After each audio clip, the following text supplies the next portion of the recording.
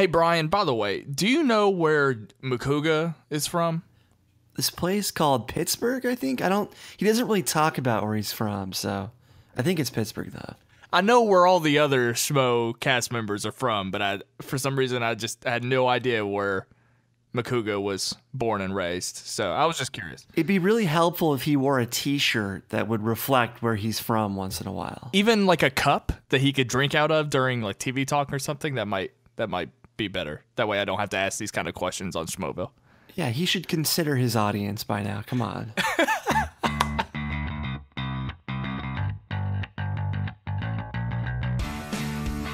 I had a week off. I figured I would try to get in on the fun once more on the Makuga criticism. I'm actually done with that today, and I'll explain it here in just a minute. I want to thank everybody for joining us on the Schmoeville podcast, the after show for all things Schmoes Know and Collider video. Yes, I'm back. I'm so sorry to disappoint so many people, but you know, I had a nice week to reflect on my life, and I'm not gonna lie, it took a lot for me to trust this guy in recording the podcast without me, and I think he pulled it off. Brian Davids, how are you today, sir? I'm doing great, and just so everyone knows, I am not one of these Alex Trebek assholes. What does that mean, Alex Trebek assholes? How is he an asshole? Did you not watch the live show this week?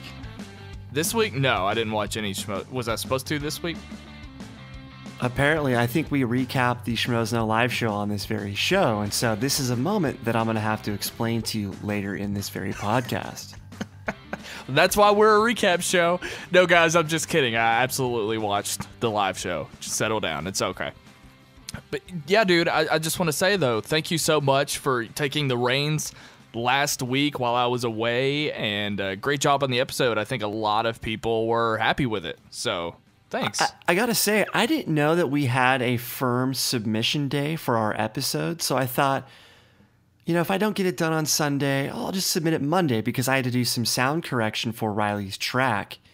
And yet I was shocked by how many people kept writing me and tweeting me expecting to hear the episode because they wanted to hear the episode. I was going to say, that sounds like a good thing. I mean, people want to hear what we have to say, or last week what you had to say, so I was flattered. I got the tweets, and because, you know, people didn't realize that I was going to be out, but I thought it was pretty awesome, so... In hindsight, I appreciate it more than in the moment, because in the moment, I'm trying to edit, I'm trying to focus, I'm a bit under the gun, so to speak, and yet I was flattered by how many people were so interested and enthusiastic about the next episode. Yeah, when we started, this podcast would come out like midday Friday, which had its advantages because we could just get it out like ASAP. I mean, the very next day after the live show, very, very convenient that you could listen to it right after, you know, since we are a recap. But, you know, the downside of that was we couldn't cover that particular Schmoedown that day, and we always had to recap the week before. So, and also since then, I'm working more. So I had to basically give myself time over the weekend to record and then eventually edit. So I think Sunday, if people are curious, Sunday is the day that we usually post. But yeah, what you did last weekend was an outlier, and obviously it didn't affect the quality of the episode. So anyway, I just want to say great job on that, and I think everybody's happy with it. So nicely done. So how was your time in the remote woods of Kentucky, the remote cabin, as I explained? It was a lot of fun, and I hope you don't ask me any questions about last week's episode, because I have had so much alcohol since then. But yeah, I went to, for those of you who don't know, I took a vacation from work for a week, and half of that was spent at my friend's bachelor weekend away. We had a cabin on Lake Cumberland here in Kentucky, and that was great. And then I had like 3 or 4 days to just sit at my house. I didn't do a single thing except play 2K and watch People vs. OJ, and I just relaxed, and it was awesome. Caught Magnificent 7. Didn't have to worry about anything, but as you know, I just got off of work and reality set back in, and now I'm back dealing with customers in the retail world. So, but yeah, I missed everyone, and I hope that I'm not rusty here today. So, Well, what do you want to talk about first, my friend? Let's talk about, this is something that I could have brought up last week if I was on. We had some fair criticism from some people on Facebook, and I just thought I would address it because the week before last, this was after, to remind people, this was after you sort of had your Makuga rant. We got a lot of criticism. Which one exactly? Because there's been several Makuga rants. The not the one where you had a problem with him yelling at El Mayembe, but you were talking about how he's show off and loves attention. That rant. You remember that? I was a bit more eloquent than that, but I'll go with you on this. The one that you were nitpicking, Josh Makuga, that one. We got some interesting criticism, and it was the first time that I really felt like we were being criticized, which is totally fair. And I thought that people made their points, and one in particular on Facebook. And I talked to the guy. I don't know if he wants me to say his name or not. Well, he posted in the Facebook group, so I guess I can go ahead and bring him up. This guy, Totally Slim, he posted in the group, and he basically just wanted to hear what people thought of our podcast. He felt that we didn't really represent the Schmoeville Facebook group anymore. And he didn't like how we were negative about the Schmoes and Collider. And, you know, I totally think what he said is fair. I don't. You don't? Every episode, we purposely list all of our positives and negatives, and we speak to both.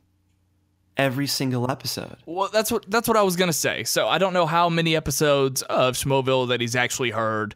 This might have been the only one, but I think it's fair. I mean, I thought that we were overly nitpicky as well, and I even said it on the podcast. But at the same time, I didn't feel like I needed to take it out because I have, and I hate that Makuga is always the example, but I have praised Makuga so much on this podcast, and I still love Makuga. I like to make fun of him, and I like to make fun of all of them when they give me a reason to make fun of. I mean, it's all in good fun here, and I hate that it sounded overly negative because I don't want this podcast to be just negative all the time. And I'll expand on this even further after I get past this point. But I mean, you're right, and he's right as well. I think we do a good job of balancing it, but I think we could probably just hold back on nitpicking things. But other than that, I think criticism is fair game. And like Kristian and the guys in the studio, you heard them last night. I mean, I think they kind of get a kick out of hearing us talk about them because, for one, they just don't know what we're going to say and how people react to what they do. But at the same time, I think they have fun because, and Kristian's even told this to me, he thinks it's funny when we think we know what we're talking about, when we're speculating. That's why he doesn't like to inform us of everything that's going on, because he likes us to just be able to say how we feel in the moment and not based so much on facts. And that, again, goes back to the point where Copster was being funny about wanting us to like fact check everything, and I think that wouldn't be nearly as fun. He wants us to say what we liked and what we didn't like. He doesn't tell us what to say, but we have to be balanced as far as positives and negatives. The problem is the majority of people always reflect or remember the negatives. That's all they think of instead of the 12 positive things that you did say. So I know for a fact that I list everything I enjoyed and everything I didn't like in a given episode, but I never get a comment that says, hey, that was a really great thing that you said about how this was the time capsule episode of the Schmoedown. It's always, oh, you criticized Makuga too much, which I addressed in Schmoeville 25. I'm not going to go deeper into that, but a lot of it is shtick. A lot of it is to get a laugh. A lot of it is to get entertainment.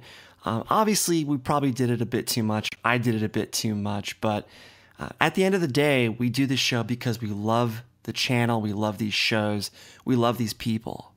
Exactly. Yeah, for sure. And for one, just to correct you, I've seen a lot of people praise things that you've done and what I've done, and I that's why I'm mainly talking about this one in particular, because again, it was like the first time I really felt like people weren't getting the vibe.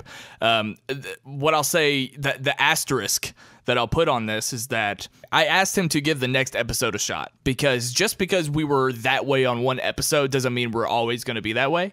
And I never thought that we were. Like, even though I can say, hey, we probably nitpicked too much on this episode, I never once thought that every episode was going to be like that, because every single episode of Schmoeville podcast that we do is just reactionary to what we've seen throughout the week.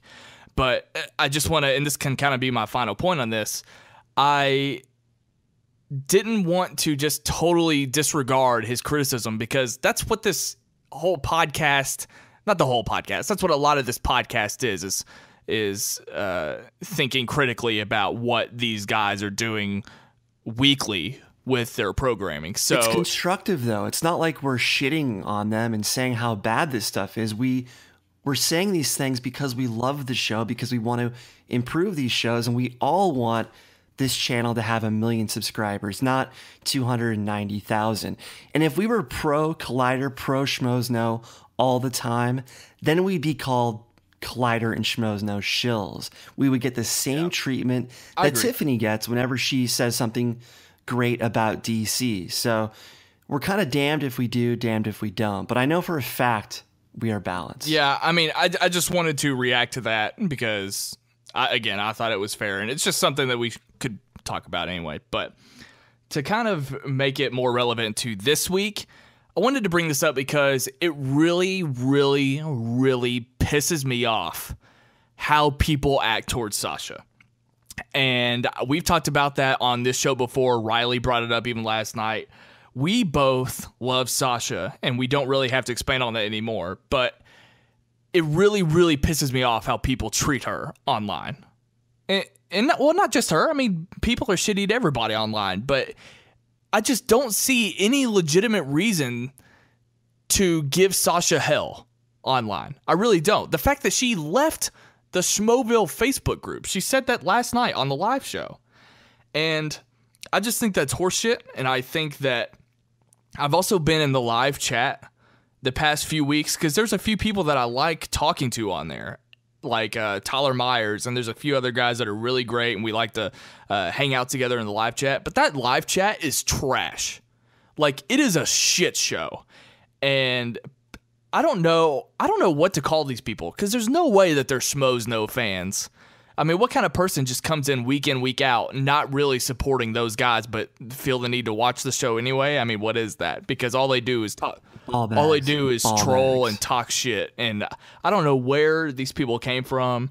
I told people in the Facebook group that I was in the live chat one day, and they were just like, why would you do that? Like, come hang out with us here on the Facebook group. Because it is a shit show, and it just really, I guess it kind of made me guilty a little bit. And, you know, just because we were under that criticism that we were talking shit or whatever to them, because I don't want to be like those guys, and I don't think that I am, but I just took a moment and just, I wanted to make sure that everything we said on here just wasn't, like you said, as long as it's constructive criticism, then we're all good. But I just felt really guilty because trying to improve the mailbag segment is not the same thing as what those types of fans do. It's not even close. Right. But let me ask you something. Again, I hate using Josh as an example, but if you look objectively at Sasha's behavior that people pick apart and some of Makuga's behavior, why does she get so much more criticism than he does in the comments? Well, I think it's different being a woman online. Yeah, it's sexism. And it's just because she is also outspoken as a woman, and people have a problem with that. But I mean, as far as Sasha in general, she is so pro. Like, when you listen to her, when she was interviewing San France, you could tell that she was a pro at what she does. There's a reason she is in the position that she's in this industry. Like, she's perfect for the show. She's outspoken just like everybody else. She's great. She's funny. She has a great sense of humor. She's great for the Collider programming on TV Talk and when she was on Top 10 Show. I just don't understand the criticism. I really don't. And I I've tweeted at Sasha several times and unconsciously when I've seen her have a problem with people online, and I've tweeted at her and just been like, I'm really sorry that people suck. And I realize that I've done that multiple times without knowing, because it's just like a constant thing. And I'm not saying it's just Sasha. I'm sure plenty of other people get shit online, but it's absurd. And I love the SPR experience. And when she says, you're not my husband, you're not my parents, you're not my good friends, I don't care what anybody says as long as I have their love. I know that she's kind of putting on a tough exterior, putting up kind of a wall, but part of me can see that it does kind of hurt. You can see that there's a little bit of pain when she has to kind of defend herself and yet pretend that it doesn't affect her, because she's human. It has to affect her on some level to read such terrible things being written about her on a daily basis. So I feel so bad for her, because like we've said so many times, she's such a talent. She's so exciting to watch. Maybe she's loud at times. Maybe she interrupts, but she brings so much more that is a positive than a negative. I agree. And again, that's kind of what we preach on every episode of Schmoeville. So I hope that she feels the love, and I'm glad that Riley told her that I want her on the show. And I even, Aaron Turner, who does the Schmoedown rundown, he just messaged me like an hour ago telling me that he wants to get Sasha on this podcast. So I'll probably, I don't know, I might talk to her this coming week and see if she's willing to come on our next episode. But I just wanted to talk about that for a second. And we love you, Sasha. I want her to be senior producer. I think she'd be a great producer on this show, given her seniority in this business. She's got experience. She's been working for a while. She knows people. She's tough. She's a go-getter. She can keep people in check. I don't want her to. Like, I agree that she would be good for the position, but I don't want her to, because I'm going to assume that it means she'll be taking more of an off-camera role, and that's not what I want at all. I'm not saying it's going to happen, but I'm saying she would be great at it if she was to get the role. She's absolutely capable. Absolutely. But yeah, I don't want to risk her camera time either. Right. So I'm sure you were glad that she was back. We'll probably expand on that more. But I thought of you when I saw her. Like, yay, Brian's happy. First show in 5 weeks. First show in 5 weeks. Kid Kristian did his best to throw me off the trail of Miri, which I was on from my very first episode. And so, thank God it's not Sasha. But let me ask you. Obviously, last week it was official. Miri is the one who's leaving. We haven't really gotten your response yet on record. So yeah, talk me through it. So with Miri, I adore Miri. I think she's a class act, and I wish I'd gotten to know her more. But because I'm one of the newbies, and I've only really experienced Phase 6, and I don't mean this in a harsh way. I just don't. It didn't affect me the way that it's affecting other people. Just to be totally honest. I mean, I'm sad that she's going. I'm sad that I didn't get to know her more. But I don't know. I think it's going to be more of an impact when we get another producer, and I actually see if there are any significant changes that this new producer implements. Then I'll probably know Miri's impact a little bit more. Does that make sense? Well, when she took over, I could feel myself that there was far more organization. Well, she took over for Ken, right? She took over for Ken as producer. They only called it producer then, by the way. Executive producer is a new term. Yeah. But they didn't really do the outlines that they do now. And so everything felt like it had a purpose. There was a plan to every episode. And I didn't really get that sense beforehand. I mean, they had a plan, but it wasn't as regimented, if that's a word, as when she came on board. I get what you're saying for sure. And, I can kind of see that too. I mean, I don't know. When I hear that Ken Knapsack was the producer of those older shows that I've seen, it kind of makes sense. Because they are very different. But I don't know. I wish, obviously, Miri the best of luck in whatever she does, and she's gonna come back and be an on-camera personality. So actually, look forward to seeing her on camera more, as long as that's not just them blowing smoke. I hope that it's actually true. I wouldn't hold your breath on that. Okay. I mean, we'll Alicia see. said the same thing. She has not been back. I mean, she didn't really get a send-off either. That was a rather abrupt exit because of the merger, but I wouldn't hold your breath about that. Is phase 6 different than the other phases when it comes to like Kristian and the other guys promising that people will be returning, or do they just have like too many people? They say that too many people are coming back when they just can't. Like, we're still waiting for that new Scott Mance segment. We still barely hear from Ace. Sinead has only been on twice. I mean, are those just like empty promises, or has that always happened with other phases? No, there have been some people that we thought would be bigger characters, bigger cast members.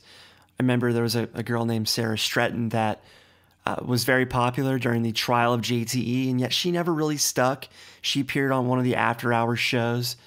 I think it's all about what Kristian feels in a given show, and if the fans are liking it and the staff is liking it, he keeps going for it. But yeah. in the case of Mance has a whole separate career. Sure. Miri now has her own career that's taking off elsewhere. And this brings us back to that conversation that we had a while ago. You know, Schmoes Know is really not the top priority for everyone. It is for Kristian, but at the same time, his time is still prioritized by Collider and what they need him to do first and foremost. So it's frustrating because to get Schmoes Know to where I want it to be and to where you want it to be, someone needs to invest in it like it's their hit fix or like it's their THR, like it's that next big opportunity. Instead, it seems to be more of a stepping stone. Yeah, I don't think it ever will be those. I think it's primarily still just like the Kristian and Ellis thing, which I love because obviously love them, and I've even made it a point that I think they should do more things just together. Maybe a long form show of just those two, but it's definitely a priority because then think of all the people that you have on Schmoes Know that only work for Schmoes Know, like Copster and Ace. Like they're not hanging out on Collider's daily content and working behind the scenes there. So I still think it's somewhat of a priority, but it's unbalanced. It's imbalanced, like you said, for sure. So don't take my words the wrong way. It's certainly a priority, but it's not the priority where someone's investing all of their time into it, which is really what you need to have this channel grow at the rate that people want it to grow. However, everybody's doing other jobs during the day, and they're moonlighting with Schmoes Know at night. So I'm not surprised that people leave. They come and go from this show because it is kind of a stepping stone. It is Mark and Kristian's thing, and ultimately we're going to have a lot more people that are going to come through the show and spend a year on it and then leave. I mean, Alicia is one of many, and now Miri, of course. I mean, there's going to be plenty of people that come and go, and that's unfortunate. Katie, Catherine, some people stuck around, but to make it something that it becomes a priority, someone like a Miri, I don't want to single her out, but someone like that has to say no to other opportunities and make Schmoes Know into something that becomes an opportunity for people outside of Schmoes Know to where they would want to join the team, like it's a hit fix, like it's a THR. Miri was also doing stuff for THR, which no one's mentioned. So for it to become something like those other vendors or other platforms, someone has to take a chance on it, even though at the end of the day, it's always going to be Mark and Kristian's thing. Sure. I was just preparing you for the YouTube comment section. That's all I was doing. Do you want to talk about emo Kristian now or later? Yeah, let's address this because he had this tweet last week how he's feeling blessed. You know, it's a really good time. He's taken some time off again. He had a vacation 3 weeks ago. He went to Ojai, so it was kind of weird for him to take another vacation so soon. Kristian, no, let me explain on this. The tweet the other day was he talking about how God is good, and I'm not going to be the guy to disagree with that. But Kristian, don't you think it's a little off brand? It's out of character for sure. So I remember sending you the message about that tweet. Like, I think something's wrong with Kristian. And I didn't message him about it. I was just going to let it go. Maybe it's, maybe he's thinking about his family or whatever. But then we get emo Kristian today talking about, he tweeted that it was just time for a change. And I don't know what the hell's going on with him. He said he's been doing some thinking, and then he's pretty sure it's time for a change. He pinned the tweet, but then he deleted it shortly after. So let's break this down. Okay, so hopefully a lot of people saw the tweet before he took it down. So all along we were questioning, is this shtick or is this serious? And he posted it without being on the live show yesterday. He wasn't on Collider today, with the exception of Schmoedown, but that doesn't count because they recorded that last week. Yeah. But he was just very cryptic and weird. And, again, we were speculating, is this shtick or is he dead serious? And I think it's very unlikely that he's dead serious, because the fact that he pinned the tweet just tells me right away he wants people to see it. But since it's no longer pinned and it's completely deleted, could his pinning of the tweet been an accident? Because when you click on the tweet options, pin and delete are next to each other. Could he have subconsciously hit pin and meant to hit delete? Is that possible? It's possible, but I do think he meant to pin it for a short while before deleting it. And I think he deleted it, though, because so many people were freaking out. What's going on? What's happening? Why are you? What's the deal here? So I think he was definitely trying to cause a ruckus. What that could be, there's a million different things. But here's the thing: they just teased us for about 2 weeks in regards to who was leaving the show. They did the teaser videos with Cody, with Tiffany, with Riley. There's even a behind the scenes video where Brett is hanging some posters, and you can see and hear Kristian and Mark talking about the execution of the teaser videos and how Kristian was telling Mark, and then Cody's going to come up and say how nobody cares.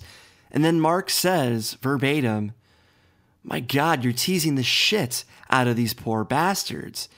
And Kristian looks at him, smiles, and nods in agreement, as if to say how much he enjoys teasing the shit out of us.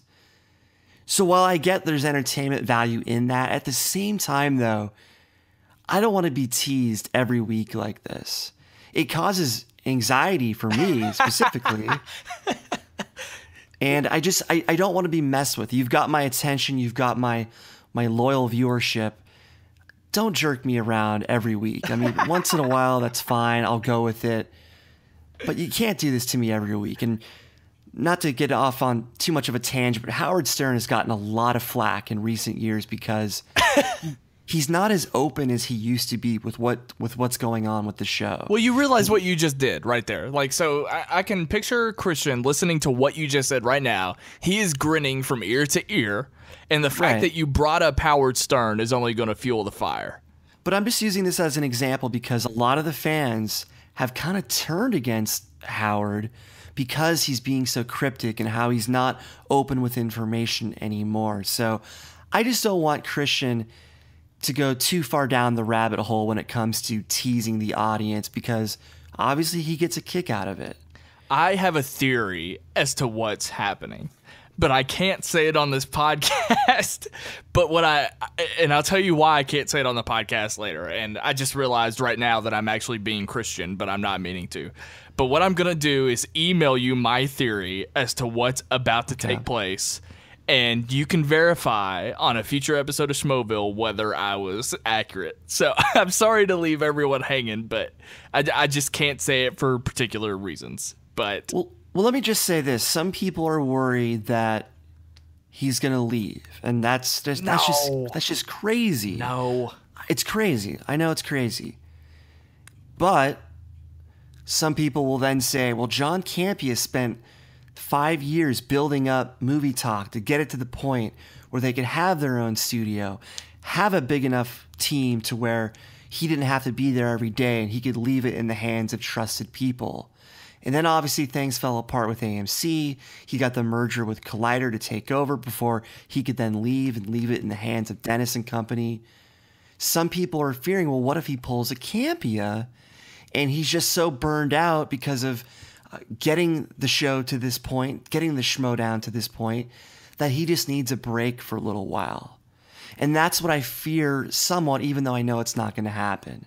That he burned himself out so much to get the show to this point where they have their own set, to where they have the Schmoedown as a living, breathing show, to where they have these leagues and these tournaments and celebrity guests. Is he burned out is the question.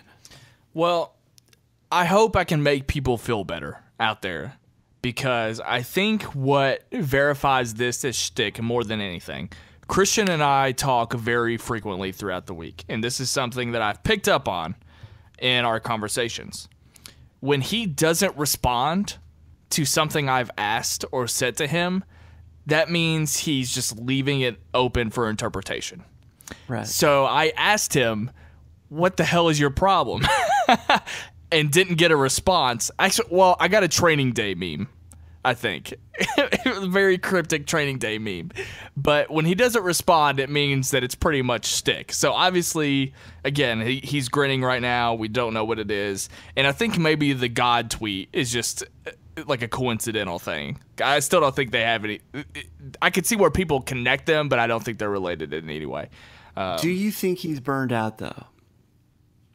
No. I mean, I think that he hustles. I mean, I think he grinds this out. And he actually now, I think, does less than ever before, because he doesn't have to host Movie Talk.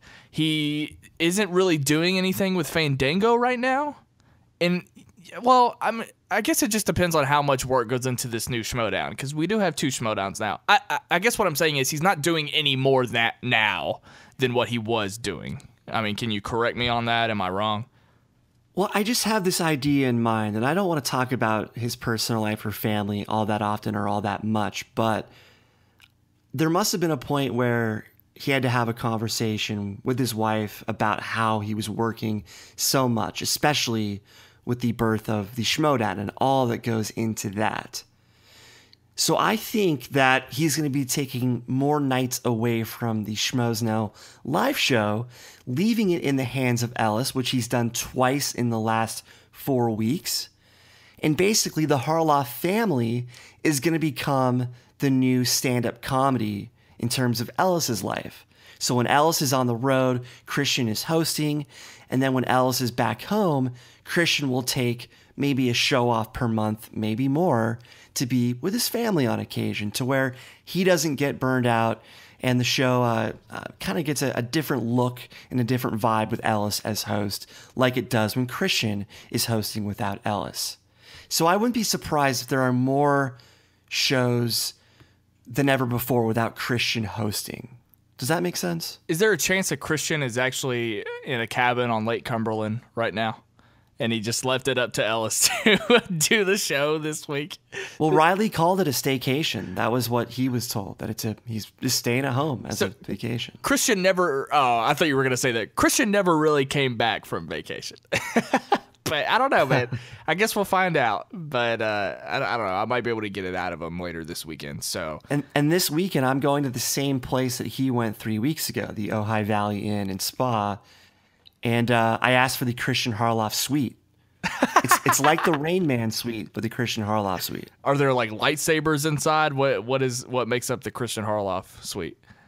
Instead of the normal pay-per-view, you've got Star Wars and Star Wars pornography. I don't know. And no TV is allowed, because maybe maybe that was no TV show. Maybe that was his revelation. He realized that movies were out and TV was in, and he got depressed because Kristian hates TV. So what if he's binging Mr. Robot right now since Ace spoiled the show for him? Oh, that's great. This has been a weird episode of Schmoeville. I feel like we haven't even gotten into it yet, but I love how the episode that you make, people can definitely tell like our styles of podcasting. Like we're like, I've called you Bizarro Ryan before. Like we're these complementary opposites. I feel like I like to do I like to think we're David Letterman and Paul Schaefer. Do you have a problem with me calling you Paul Schaefer? I have a very big problem with you calling me Paul Schaefer. No, you talk more. I mean, we can do the watch if you want, and I can be Chris Ryan, and you can be Andy Greenwald. Do you want to do that? No, we can do better than that too. I mean, I just want to say I'm very flattered by all the positive response to the episode that I did last week. It was very, very humbling, and I just tried to kind of put things in perspective for some people who thought that I really didn't like Josh McCouga, and that just wasn't the case.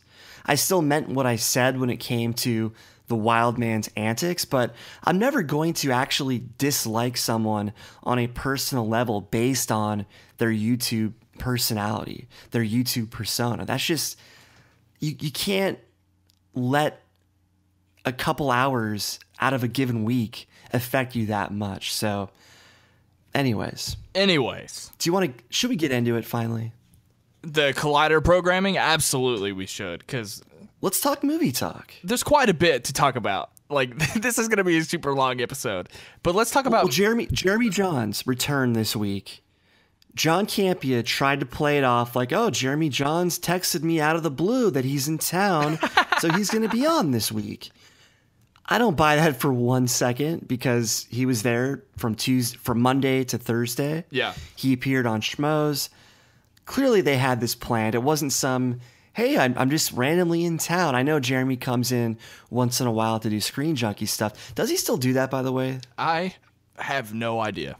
I'm sure you have a Screen Junkies Plus account, Snelling. I know. I do it to support them. That's it. I don't get to watch. But I don't know. I mean, you want me to look it up while you're talking? No, I just wish they wouldn't rely on just bringing Jeremy Jahns in to grow their audience. Yes, they've gained 6,000 subscribers in the last month, but I just want them to be a bit more expansive and creative when it comes to reaching outside of this space, because Jeremy Jahns fans know about Collider by now. Screen Junkies fans know about Collider by now. I don't know, dude. I mean, the percentage of subscribers that Collider has compared to Jeremy Jahns, I mean, I think there's still an education involved. I mean, yeah, we watch Collider every single day. I feel like there's plenty of people that can still find Collider. So he's been coming on Schmoes and AMC and Collider for the last 4 or 5 years. I know that, but I think it's smart that Collider's sort of playing the game a little bit. Like you said, Screen Junkies has had Jeremy on. They've also had, like, Stuckman had his own show for a while. I don't know if he still does that. But, I mean, I think they're kind of playing the same game, and I think it's smart. And I think we're sort of on the same page here. But is it working? All right, well, let's talk about our theory here, because I think we're on the same page with what might be happening. And actually, since we've talked about it previously, I've come up with a reason why this might not be true. Is Jahn's in talks to join this family and not just be on these shows consistently, but have his own show? Is that what's happening? Or was he just in town to do other things? Jahn did tease a couple weeks ago that there was going to be a big announcement coming. Riley hinted at some big things that were coming. I don't think it's possible. I mean, they'd have to offer him, Complex would have to offer him a huge salary just to be a part of their channel in some way, while still giving him the time and flexibility to run his channel, because he's never going to stop doing his channel. I don't think he's ever going to move away from Seattle, because Seattle, it's just a nice place to live despite the weather. But at the end of the day, is it working by having Jeremy come in for a week? Well, so the Seattle thing is exactly what I was going to bring up, because I can't remember if it was the last time Jahns was on Movie Talk or if he said it on Campea's podcast, but he still speaks very fondly of Seattle, and he acted like he had no interest in moving. And let's face it, if he was going to move, he would have done it by now, right? Yeah, he's had enough opportunity come his way to where he would have had a reason to move to LA by now if he wanted to. Exactly. So what they would be offering him would probably be outrageous. So I don't know, but it's possible. Again, we don't really know why he was in for a week, and obviously we don't know Screen Junkie's filming schedule. We obviously don't even know if he still does that, but it is very interesting that he came back not long after he was already here to do movie talk for an entire week. So who knows? More Magic the Gathering at John's house. But do you have another theory? I think someone even mentioned in some video that maybe they thought that they were expanding into video games. I don't know if that's quite it. I don't see that happening because I still feel like they need to do more expansion with television, and we'll talk about the TV recaps here in a minute. But I don't think they'd go to video games with Jeremy Jahns. But the idea of just having Jahns doing content for them in general is something that's somewhat possible. So here's the optimistic way of looking at it. He enjoyed himself so much a few weeks ago that he wanted to come back just to come back and have fun again. Or he wanted to come back and talk about maybe doing something with them maybe once every couple months or once a month or some kind of show on their network to help them out because he enjoys being around them so much. I don't know. But something has to be in relation to him enjoying himself so much a few weeks ago to come back so soon. Unless he got some frequent flyer mile, free ticket type thing, and he just said, "What the hell? I'm going to come down." And I follow him on social media, and I don't recall seeing him doing anything other than what I saw on Collider. So it's just kind of up in the air. I guess we didn't really accomplish anything with this conversation, but do you have any points about movie talk that you want to make? Yeah, I mean, there was a little bit of switching around with the format again. And what do you think of the 4-man table now? I like it a lot. Well, the reason why I wasn't going to bring it up, I thought you talked about it with Riley last night, so I was just going to let that go. Last week we did, yeah, but I haven't gotten your take on it. So what do you think of Wendy and the host at the Wanger table? Well, the Wanger table in that instance, but I'm fine with it. I mean, they addressed it on the live show, how funny it is to kind of see the Schmoes Know stuff behind them. But I mean, that's fine. I like it. I wish that there was a little bit more variety with the people on the table, and that's something that was happening pre-Campia, that more people were getting involved, like Clark Wolf. I mean, she got the boot from Movie Talk when she was on at least once a week, right? Yeah, I think every Friday, and that's one thing that is kind of mystifying. Since John's been back, it's been kind of the same people. When Dennis was running things, you had some new faces show up, which was kind of nice. But I do like that he's bringing back the old school AMC crew because Mark, Kristian, Jahn, and Schnepp, they used to do shows as a 4-man team, 4-person panel all the time, and that's kind of what they missed. Yeah, I like those guys, obviously, and I think that they are funniest. But that's where the show's popularity came from, was that formula right there. Yeah, I understand, but it's just, I feel like, and again, going back to Clark Wolf, I feel like I haven't even, thought about her in forever.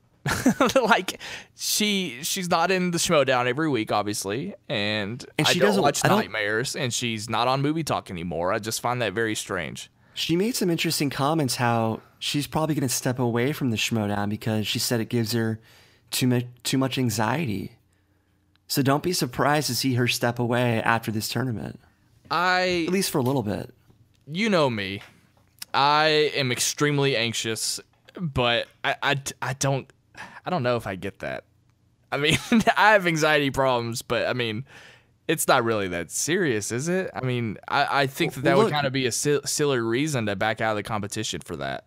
I mean, she's obviously competitive, and when she loses, she takes it hard because we as an audience have put so many expectations on her that I think she felt like she disappointed us. I mean, yeah, I can see that, how we might pressure her a little bit, but I mean, I don't think anybody hates anybody for losing the Schmoedown. I mean, but John Campia retired.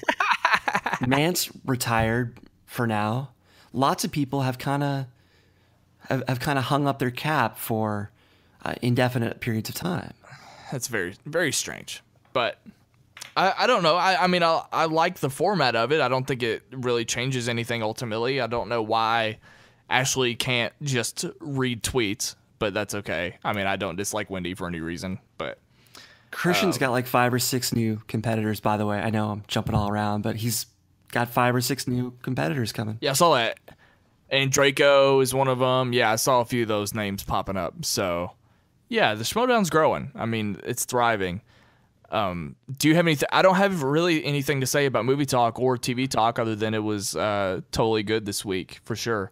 There were a couple great moments today. I don't usually bring up specific moments, but Ellis called out John Roca for his enjoyment of Independence Day Resurgence. They've actually been giving Roca a very hard time about the fact that he liked the film until the last 20 minutes, quote unquote.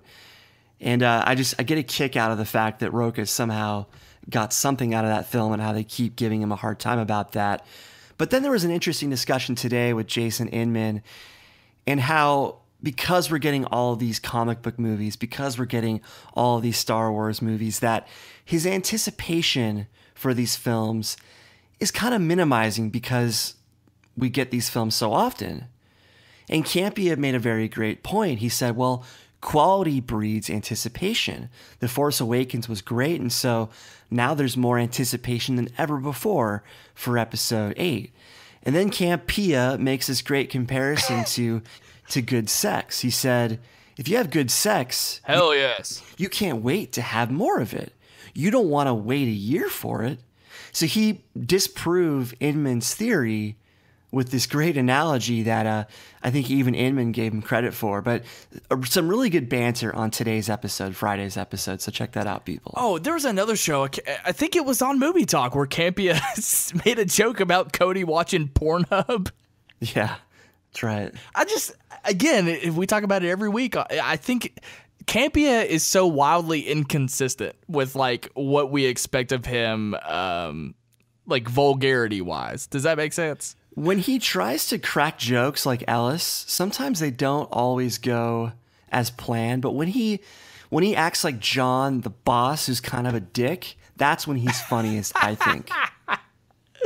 When he embraces the boss man persona, that's when he's funniest, I think. I just want to fly through these. Again, TV Talk was great. I was looking forward to letting Kristian know that this was actually the first time I watched Jedi Council pre-live show. And, you know, Kristian wasn't on the episode. He wasn't on. Exactly. But Kristian, I watched it. There you go. Quick comment about TV Talk. There's a petition going around to make it more than one show per week. Good idea? Yeah. Yeah, it is. And what's interesting about that is that would probably minimize my movie talk viewing weekly or daily, excuse me.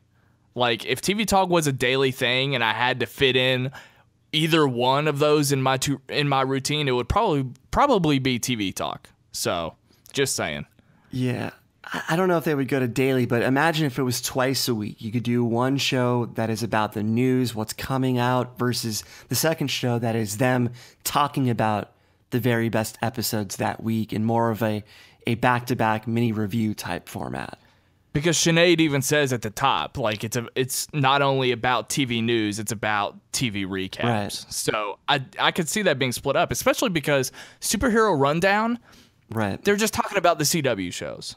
And the CW shows, I think, are Monday through Thursday. So having a Friday TV talk where it's like episode recaps, that would be kind of perfect, but I don't know. That would be awesome because most of the television has come and gone to that point. Yeah. So it makes sense to have a Friday show that discusses all of it. And then the Sunday night dramas that come out like on HBO and stuff, those I guess could still be discussed on Monday, but a daily TV talk would be great. And you know, even if you thought maybe there's not enough to talk about daily, well, I'm just do what Movie Talk does. Maybe change up the format, and there's no pressure for Movie Talk to be an hour show. You could break it up to, you know, a 40-minute daily show, just like Movie Talk. So I definitely think it could happen. I think maybe just the only concern is the views and how many people watch that. But Movie Talk is 50 minutes, but who's counting? Well, you know, it's always 40 to 50, depending on the day. So. Let's start with 2 days a week before we start putting the pressure of daily TV talk shows on it. Let's not ask for too much at one time,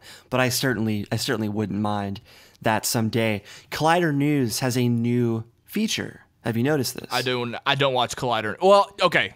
I did see it this week. Are you talking about the fact that someone brings in the story and then they go to someone else? Well, they have the host that's reporting the news, and then they have an analyst come in mid-segment that kind of gives their analysis of that news story. I know things. So it's kind of cool. I mean, in some cases, the analyst will be there on hand, standing there, while in other cases, where like John Campea is involved, he'll record his segment later, and they'll cut it together like he's there or not there. But in some cases they're together, some cases they're not. But I think it adds something to the straight news reporting. It gives a little more oomph to it, I guess. But we'll see if that sticks. Yeah, sure, that's fine. I mean, I don't watch it consistently, but it works for sure. This is for the audience that does not obviously have time to watch movie talk or doesn't want to watch movie talk. They just want to get individual stories shoved down their throats as quickly as possible. Those nuggets are very important. Like I said, I feel like that's a great way to optimize people finding you on YouTube, that kind of stuff. What I will say... Stuff the index. Yeah, exactly. What I will say is you talked about Collider Originals with Riley last week. I just want to say that videos that they're doing, like the Who is Mr. Sinister, I like it. I think that's really important, actually, for the same reason that Collider News is. I think it can pull in other people to the channel. What I would suggest is changing up the thumbnails, because I know how they like to have consistency. They have like the lower third bar with all of their programming, but when you have comic book material on YouTube, I really think you need to make the thumbnails pop. So when you have the video called Who is Mr. Sinister and the thumbnail is Snep sitting in a chair, it's like, why would they click that video over anyone else who does a 101 on Mr. Sinister? So with Collider Originals, I would make the thumbnails stand out a little bit more and, put Mr. Sinister up there like a comic book thumbnail or whatever. Like I said, consider it clickbait. So that's what I would like to see. And they say I nitpick. I mean, look, I was a YouTuber for a little while. I've made thumbnails. It's important, okay? It's important. And they say I nitpick. Let's talk about, quickly, I want to talk about Film HQ.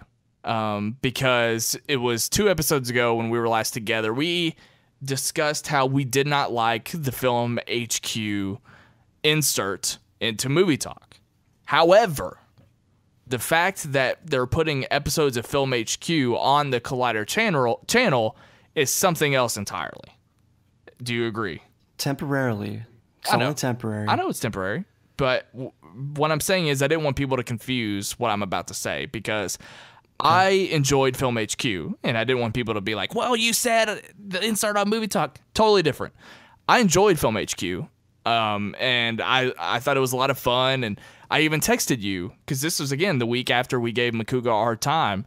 Makuga kills it on that show, so kudos to him. I had a lot of fun with it, so I think it probably did a lot of good bringing other people into to their little organization over there. Did you like it?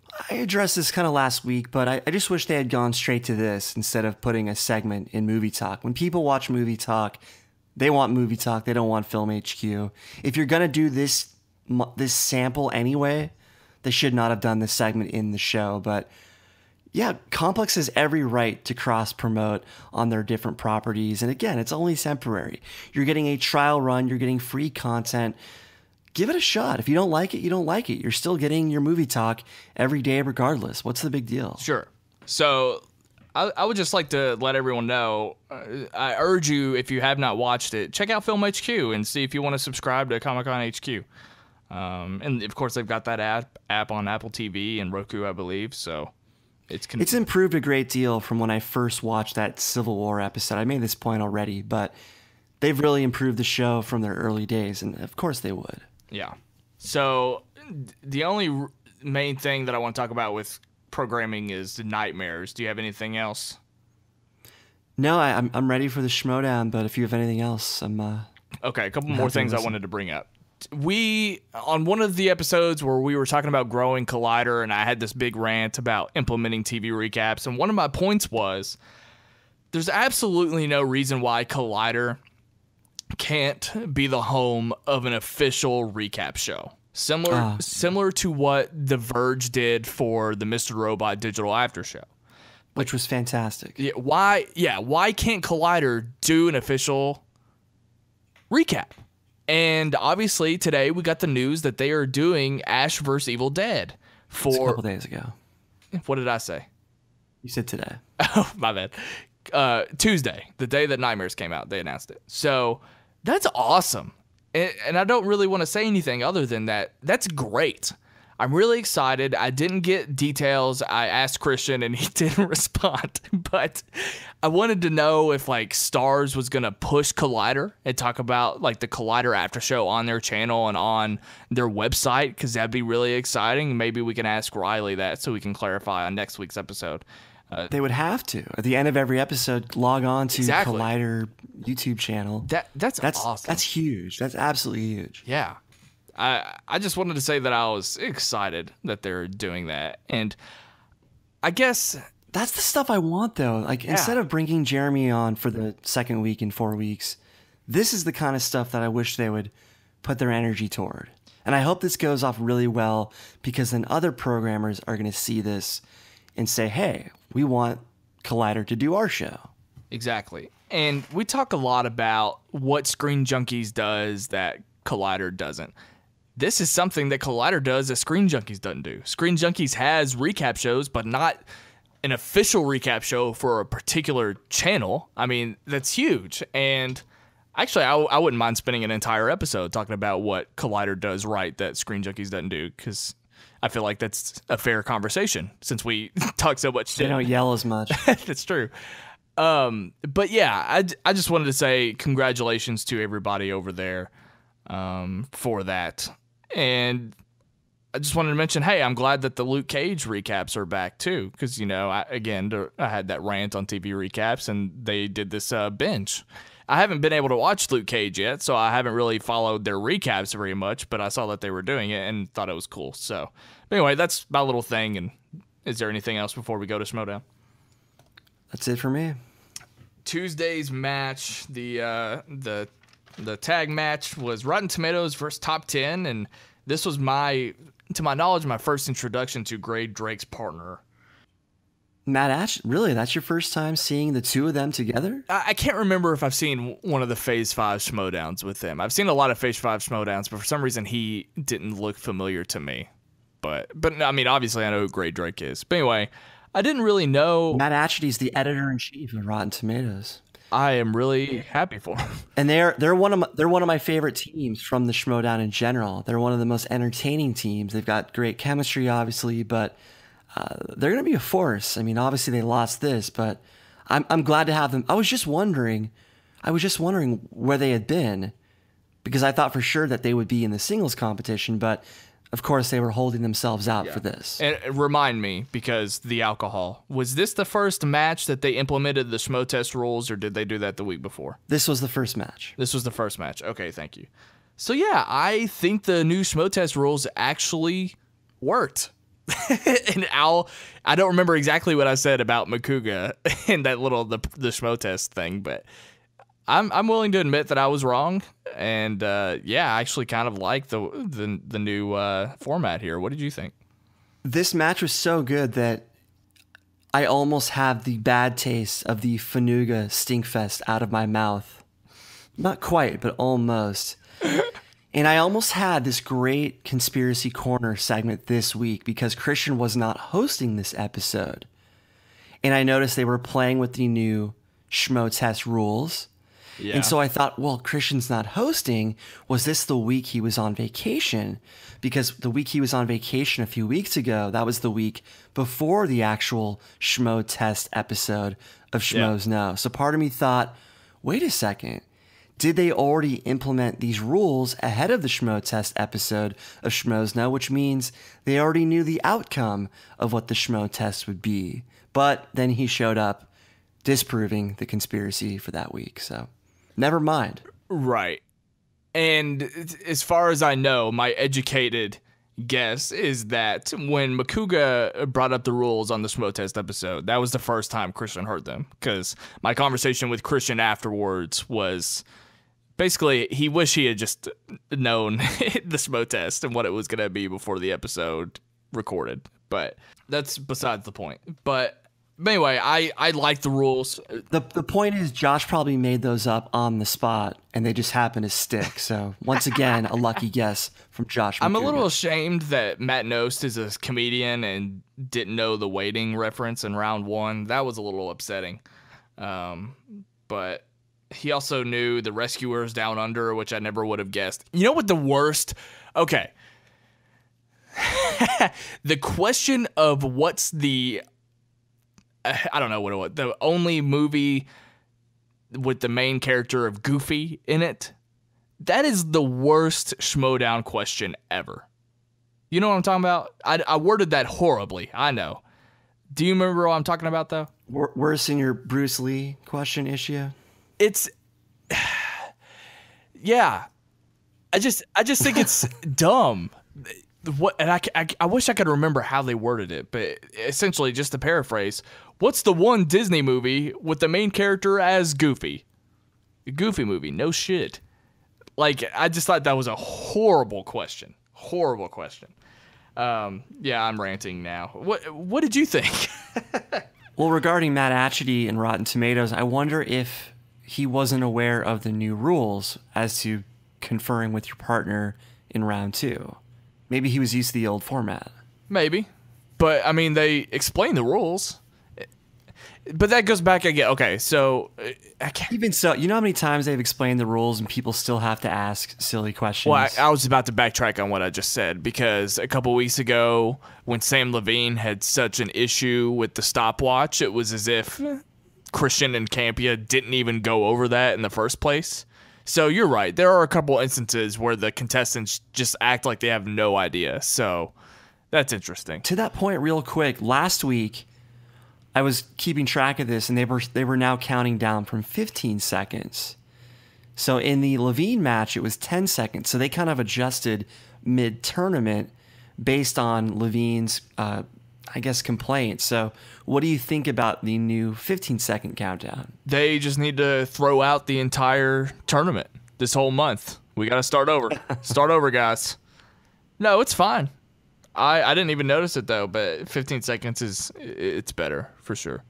Levine's obviously got a reason to be upset, but regarding your Goofy question, hold that thought for a minute, because when we talk about the singles match this week, I'm going to bring up some history that might pose another example of when this has been a big issue in the past. Well, we can talk about that now. I mean, other than the fact that it was a solid match. I mean, it was close, 21-23, top 10.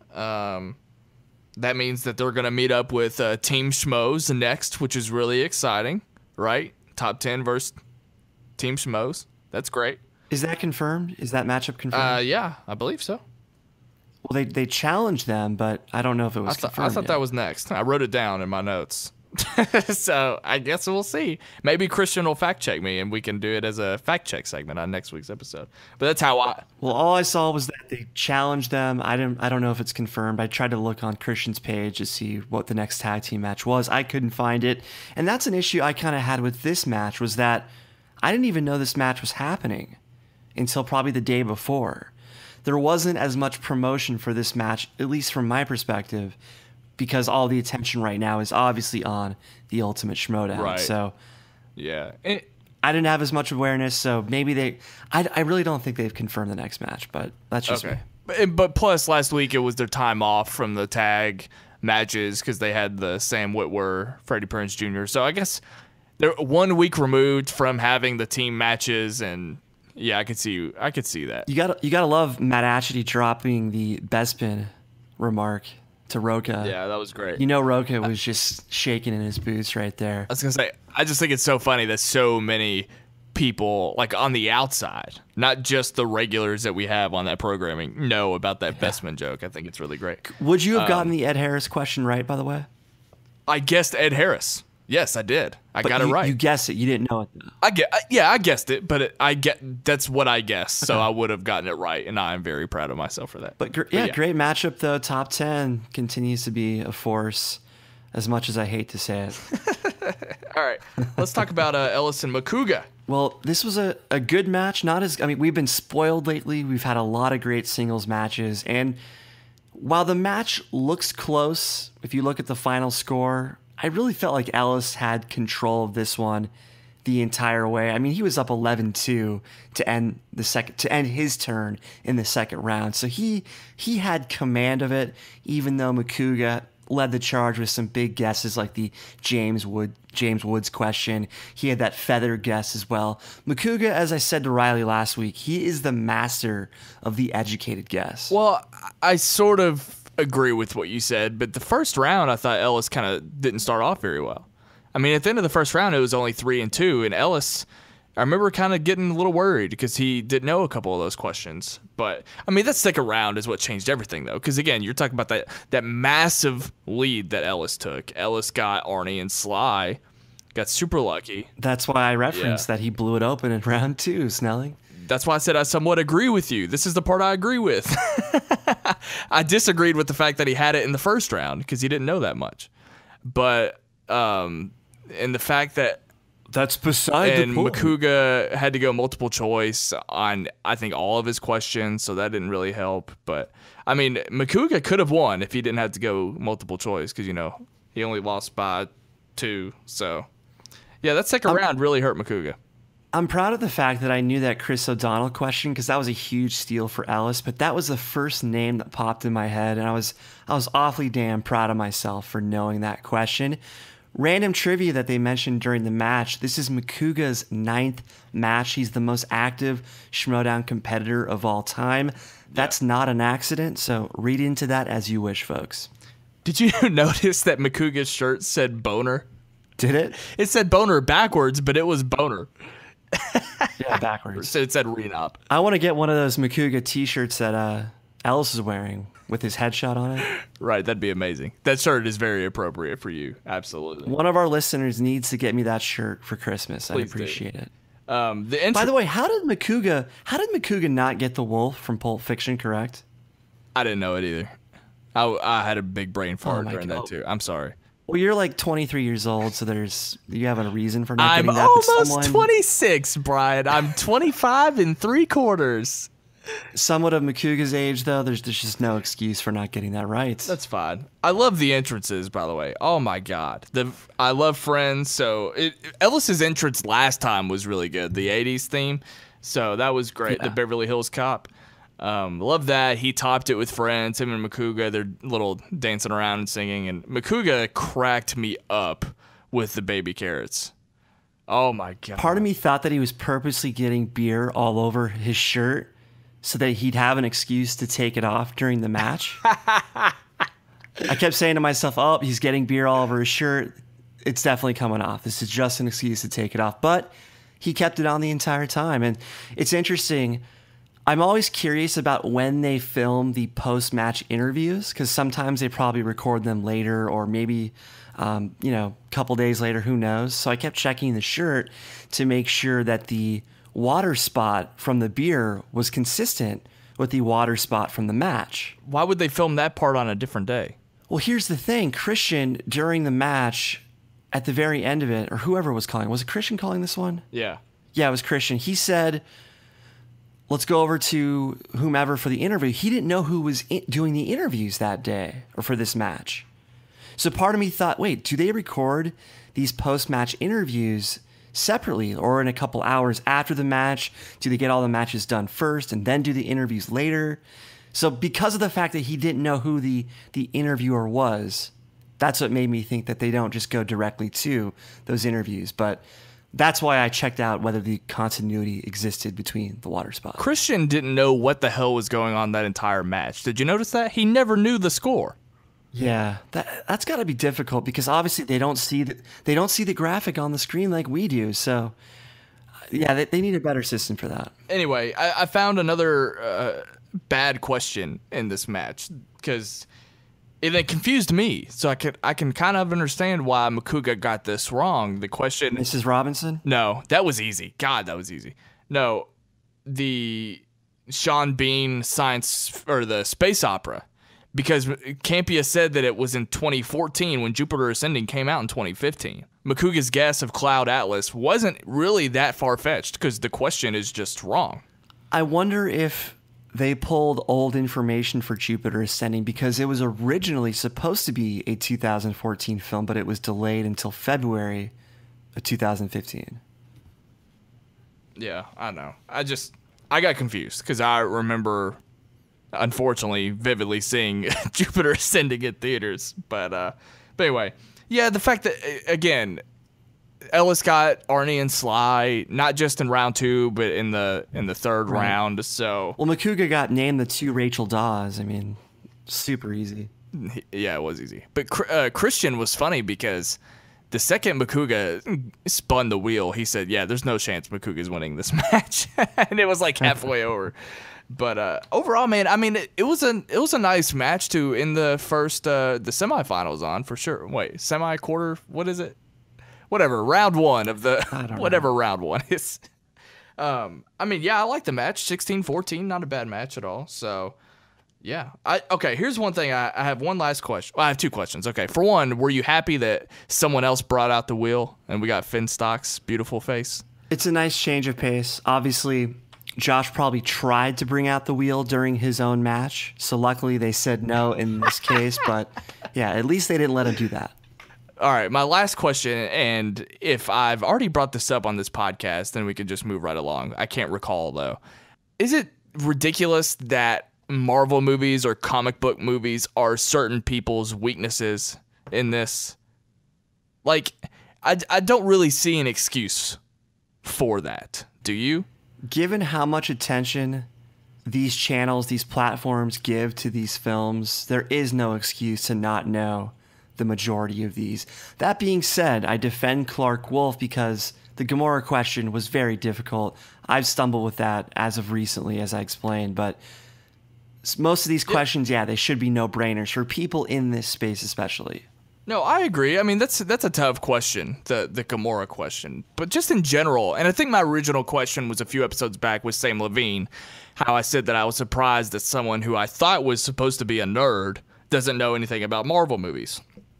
But, well, he's not in this specific space too much. Well, we don't have to talk about that again, but just to bring it back to my... I'm more understanding in his case. I'm a little bit more understanding, but yeah, he should know that too.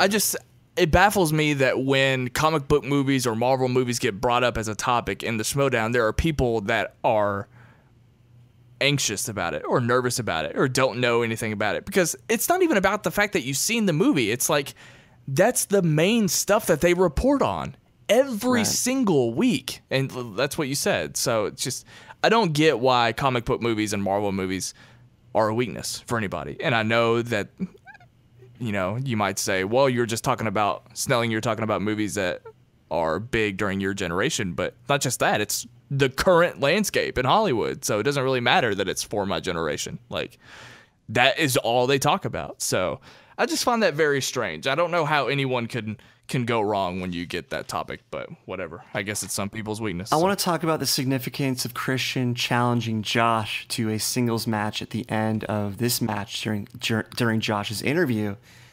And Kristian basically is on a revenge tour, as he said. He wants to avenge his loss to Makuga in 2014.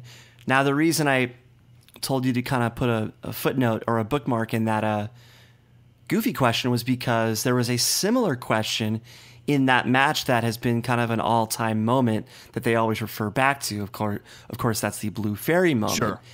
So the question was, back in 2014, which Disney movie has a blue fairy that grants wishes? And the answer is Pinocchio. Only Kristian gave the answer of Sleeping Beauty because there is technically a blue fairy in that movie, only the name of that blue fairy is Merryweather, I believe. So he protested that. That ended up being a kind of a difference in the match. So it kind of reminded me of that goofy question just because it was kind of phrased in a way where there could be more than one answer, but obviously the Blue Fairy question was looking for the actual name Blue Fairy, which would be Pinocchio. So that is your quick history lesson. Kristian wants his revenge, and sure enough, in that match where Makuga won, there was a round where the final question, they had to write in their points, they write down their answer, the old format where it's kind of like Jeopardy. The answer to the question was who was in the freshman or whatever. The answer was Matthew Broderick. Kristian got it right for 5 points. He bet it all. Makuga claims he guessed the answer, and of course he wrote Broderick. So Broderick and Blue Fairy are two very significant moments that date back to Makuga and Kristian Part 1. So I'm going to be very excited to see the rematch. Me too. And that's actually something I am familiar with, believe it or not, with the history of Schmoes Know. So yes, that's equally exciting for me as well. Someone out there may not be, so that's the value of these history lessons. So sometimes you might know them, Snelling, but yeah, there it is, folks. That's why Kristian was so intent on getting that rematch, because it still stings. I was just bragging. I know there are people that don't know. I was just bragging. That loss, really, you can still see the shame on Kristian's face every time Blue Fairy or Broderick are mentioned, because during the live show, everybody whispered Broderick as a callback to that, of course. Speaking of the live show, are you ready to break number 252 down?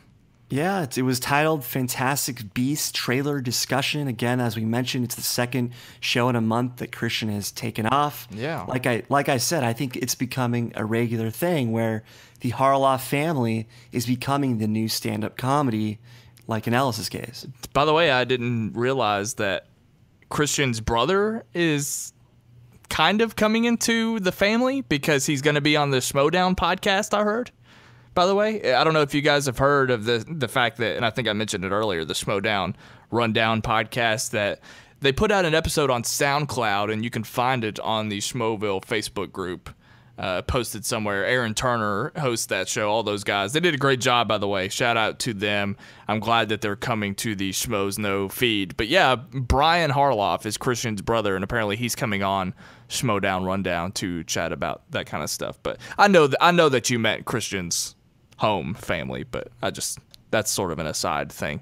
Yeah, I mean, again, it makes sense. Like you said, the fact that Ellis kind of takes the time off to do stand-up, and maybe Kristian doesn't want to always do the live show every single episode, which I can kind of understand, but we miss some, right? We had Ellis and Sasha back, and Riley and Brett at the main table today, and that was a good crew, even without Kristian, I thought. Sasha's first episode in 5 weeks. So yeah. Let me circle back to this real quick. October 6th, we have a new senior producer being announced, in addition to Copser's producer role, as well as a new intern.